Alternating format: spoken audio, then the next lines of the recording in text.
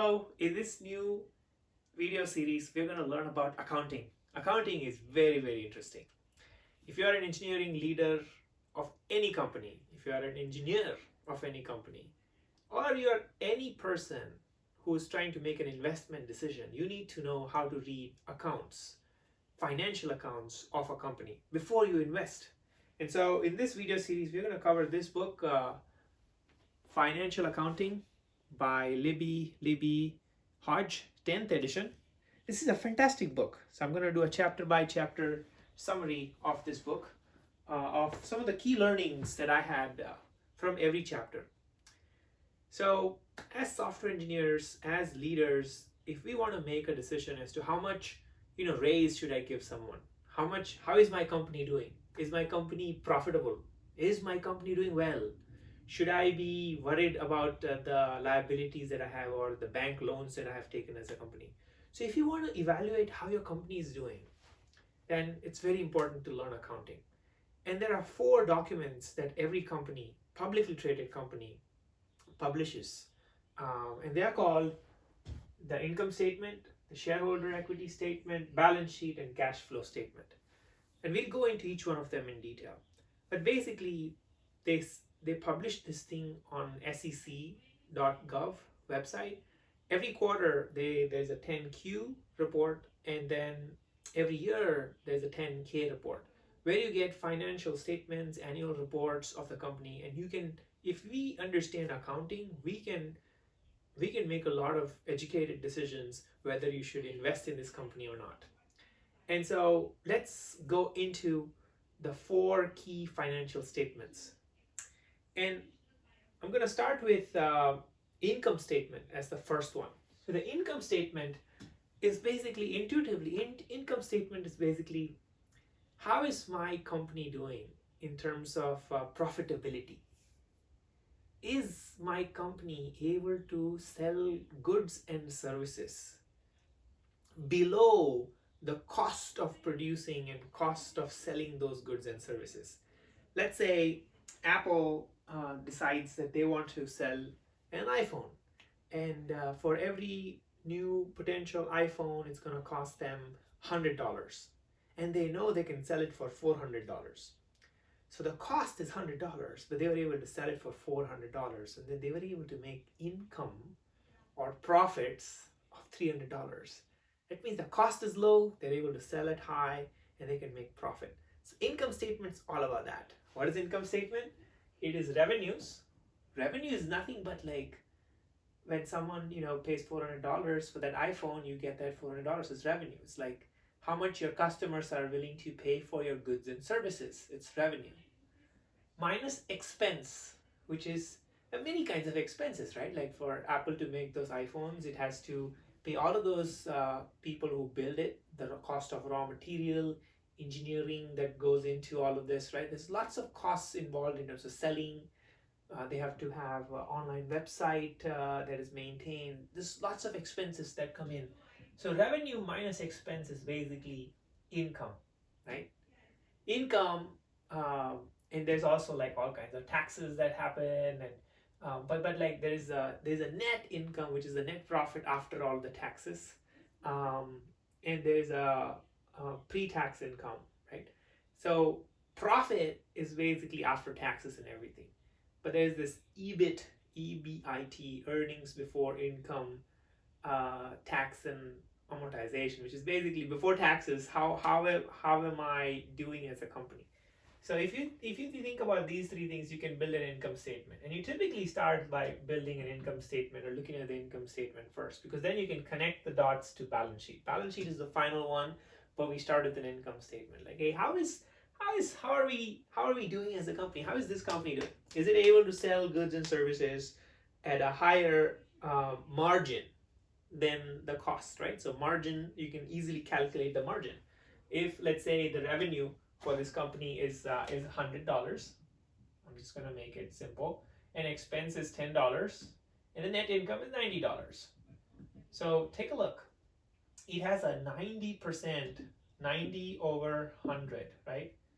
So it made 90 for every $100 of revenue. So it's a 90% margin. So you can calculate margins as well. The higher the margin, the better. Because let's say Samsung comes and says, I'm going to sell the same product, similar, for $300. Then Apple's going to be forced to, if the product's really same, reduce their margin. So they should be able to sell it at a lower price.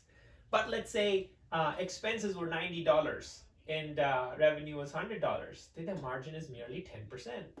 And if margin is low, then guess what? You're going to have a very hard time to reduce prices. So this is one key takeaway insight.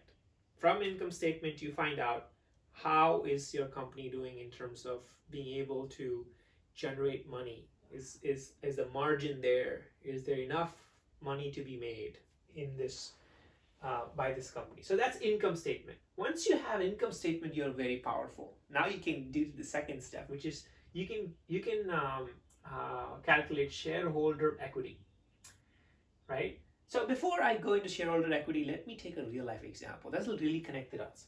Let's say there's this company, these boxes of buildings, right? Let's say you're trying to build a new company, right? How do you go about building a new company? You say, oh, I need to buy machines. I need to have an employees working on it. I need to have electricity. I need to build a prototype and everything. So how do you build this machine? So then what happens? How do you build this company? The way you build this company is you have certain owners or startup co-founders and seed capital and all of those people who say, hey, this is my money. I'm going to put money into building this company. Some owners say, hey, my money could be used for this machine. Some say, hey, my money could be used for the buildings. So for this, owners come in, but the owner's capital is a shareholder's capital. That's not going to be sufficient. They'll have to take a loan. And so banks come in. They become lenders. They say, hey, you put in 10%, I'll give you 90%, right? Like they do for homes. They ask you 20% to put down as your equity, and then 80% is bank's equity. And then they might make money out of giving you that loan.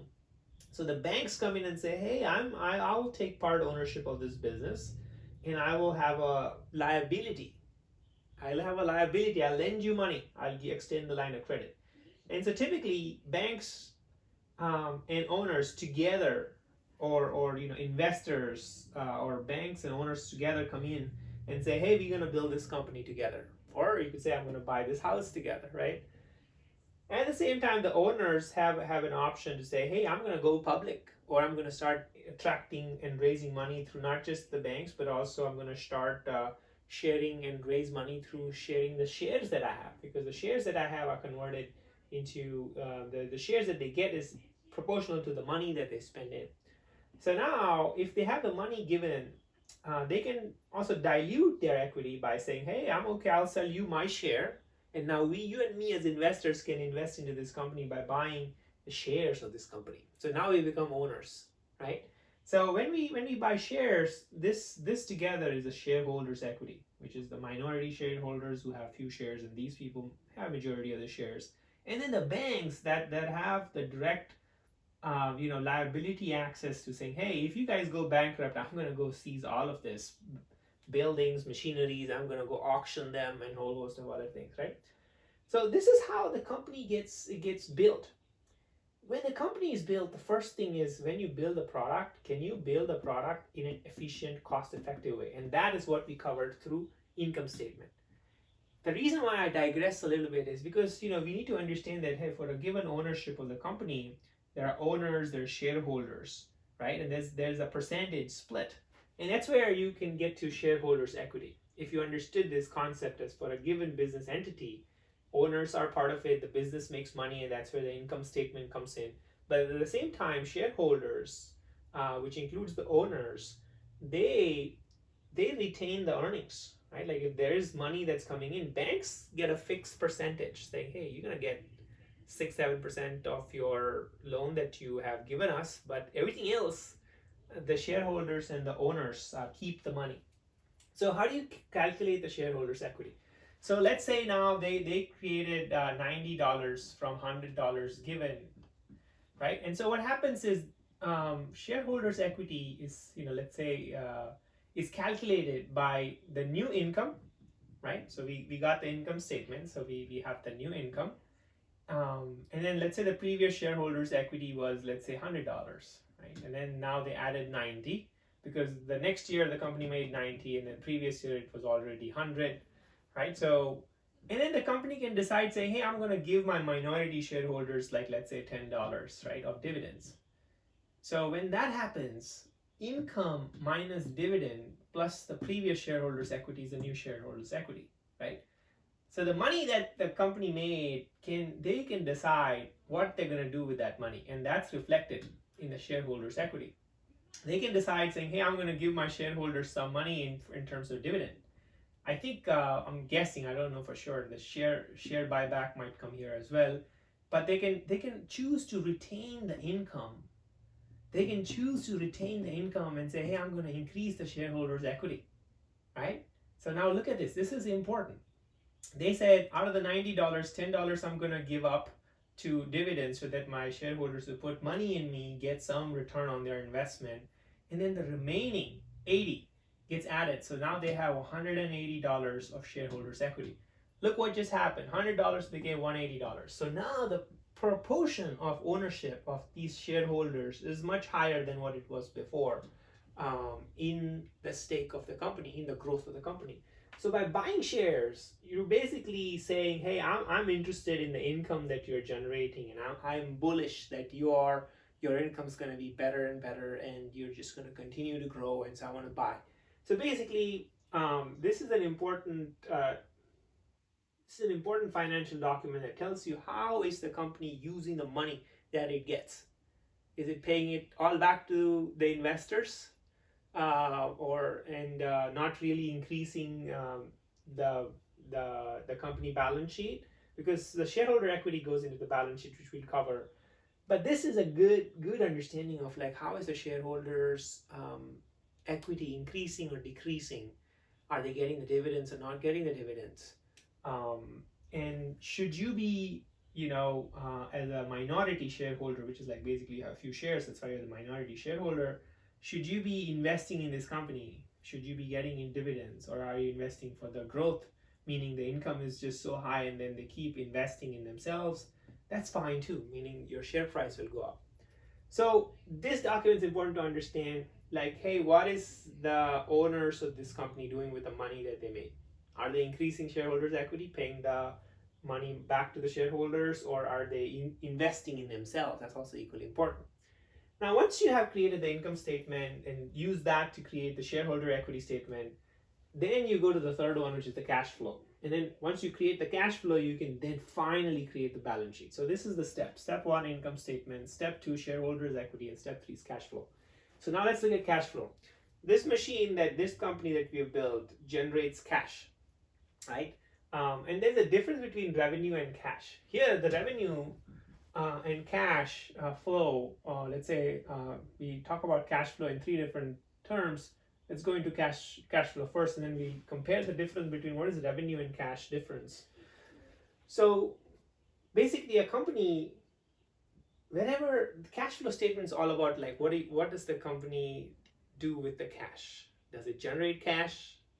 How does it use its cash, like real money? How does it use its money, right? Shareholders equities, how does it use the income at the end of the year, right? Shareholders equities for these are all like for a period of time, like from T1 to point in time T2, right? Point in time T1, point in time T2, right?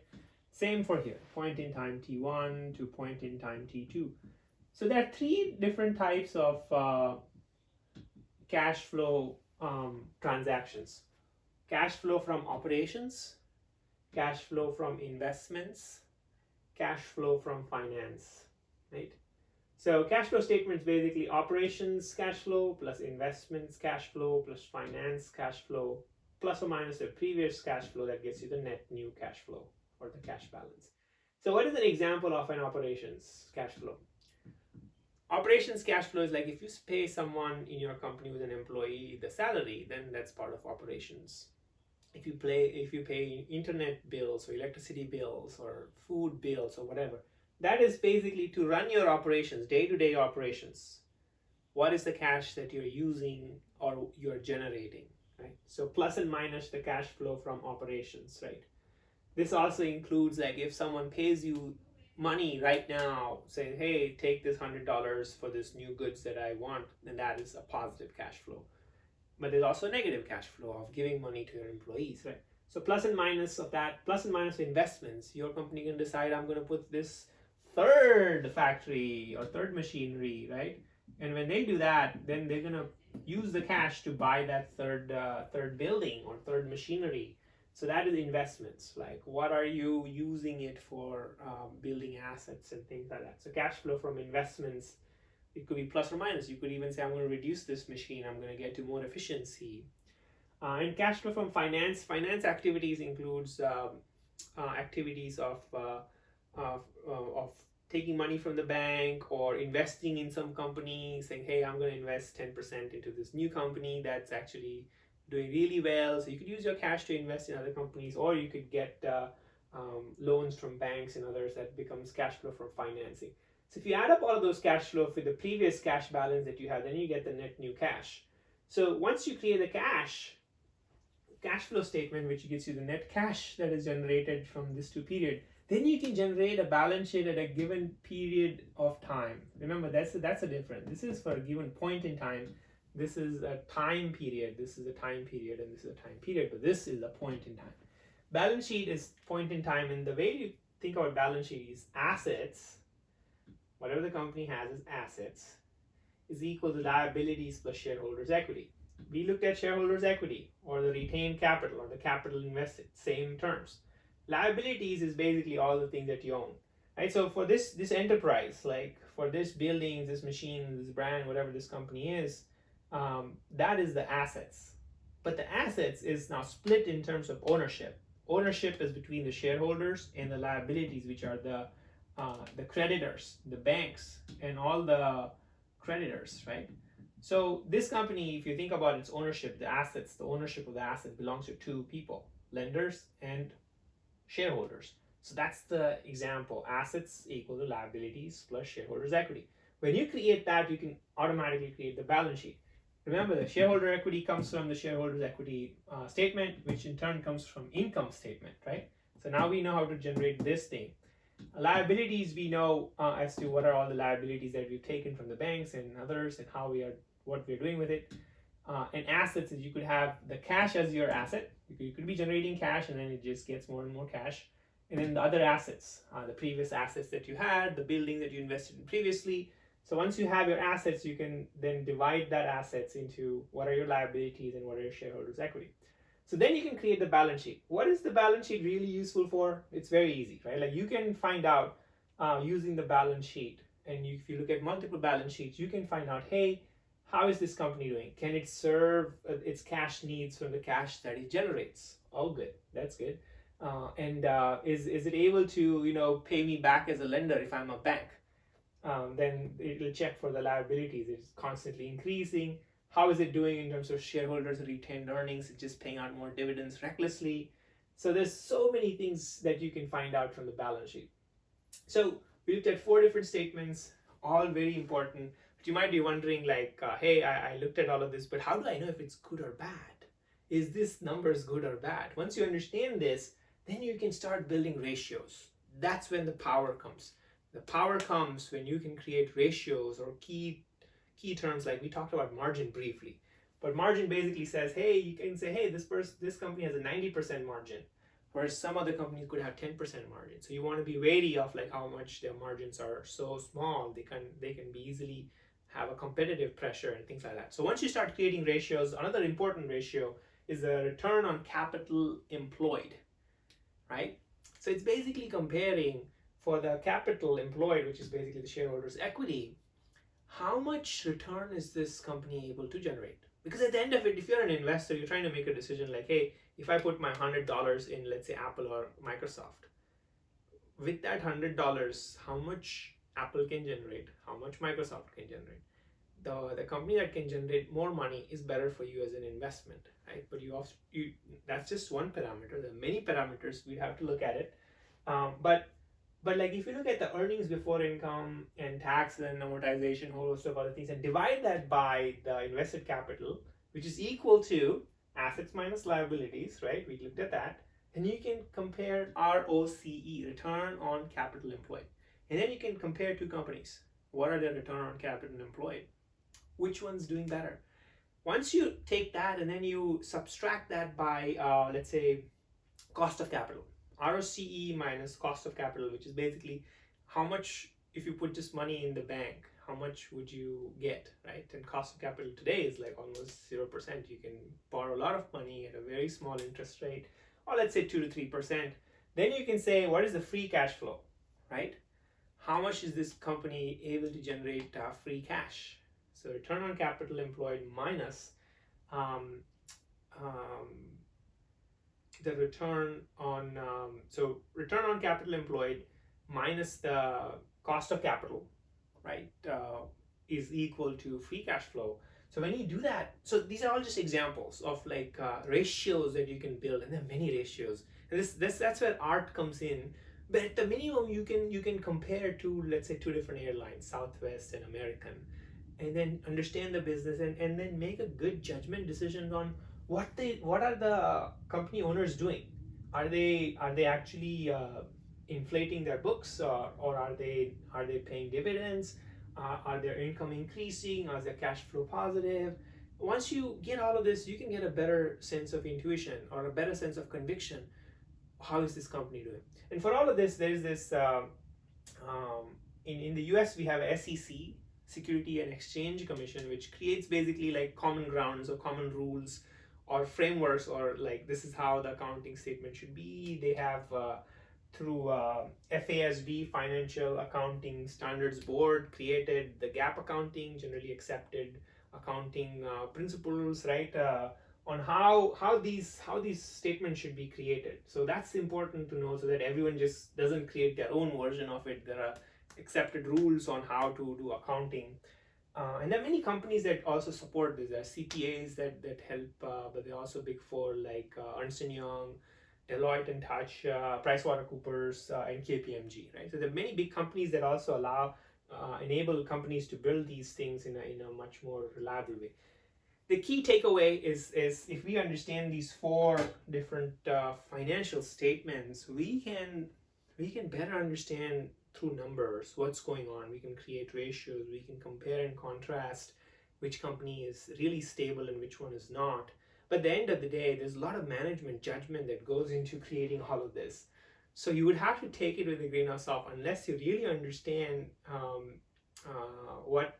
There's a lot of judgment that can be involved in terms of like when a liability is depreciated, when the earnings is retained or not retained, how to use the money, should you give dividend or not. Like there's a lot of complications that go in, but we will learn to decipher all of that in the upcoming chapters, is my hope of learning this. So now we are so much more capable. We can learn through where the company is putting their money, how are they generating their money, is it healthy, just in one chapter, right? So we're going to look at real companies, look at their balance sheet, look at their account state, through cash flows and others, and really educate ourselves to understand like how is this company doing? Is this good? Is the intuition good, or is this not good? All right, I will see you all in the next chapter. Thank you.